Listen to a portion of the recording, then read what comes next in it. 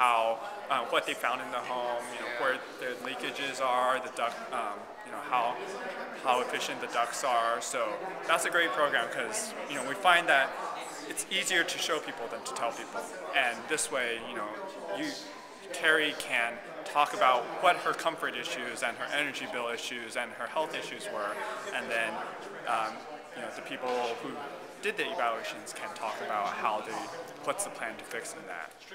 So Jeffrey, tell me a little bit about this event we have tonight called with RecycleWorks. Yes. First of all, tell me who you are. Okay. Go ahead. I am the Green Building Coordinator for the County of San Mateo. And so transforming into a comfortable home, what we found is on the government side, we have a goal from the state, AB 32, the Global Warming Solutions Act, which states we have to reduce energy usage in the residential sector by 40% by 2020. So that means, on average, all the homes need to reduce their energy use by 40%. And doing some back-of-the-envelope calculations, that means 550 homes a week until 2020 need to be retrofitted. So this is a big, big undertaking. So what we're trying to do now is develop some kind of financing mechanism to allow people to do that without having to pay a huge upfront cost, and to also avoid that problem where the second obstacle we find is people don't want to do those retrofits if they plan on moving in a couple years, and the average American moves probably once every 7 or 8 years. That's true. So we want to, what we're working on with a lot of other counties in California, and especially in the Bay Area, is to allow people to get a green loan, basically, and have them pay back on their property tax assessment, spread it out over 20 years, and so that takes care of that large upfront cost, and the benefits are received by the people who pay for that property tax. So if someone does that upgrade and they move away, then they're not paying for that anymore. And you mentioned the bonds. Yes. So I'm not a financial expert, right, but how I understand it happening is there's 14 counties in California that are part of this program, which we will aggregate all these loans and sell it as a bond, and then that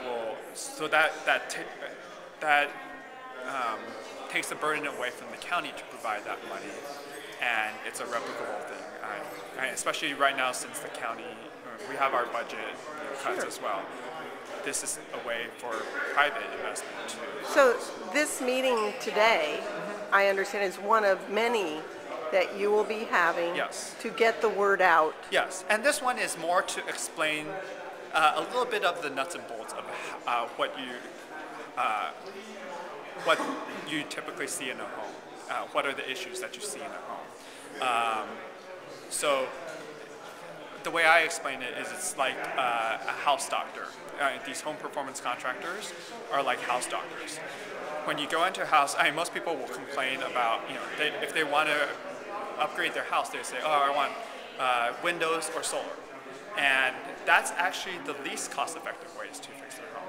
Really? And so what we want to say is, think of the house as, when you have problems in your homes, comfort issues, energy bill issues, think of it as a sick person. As a sick person, you wouldn't go to your doctor and say, give me a prescription.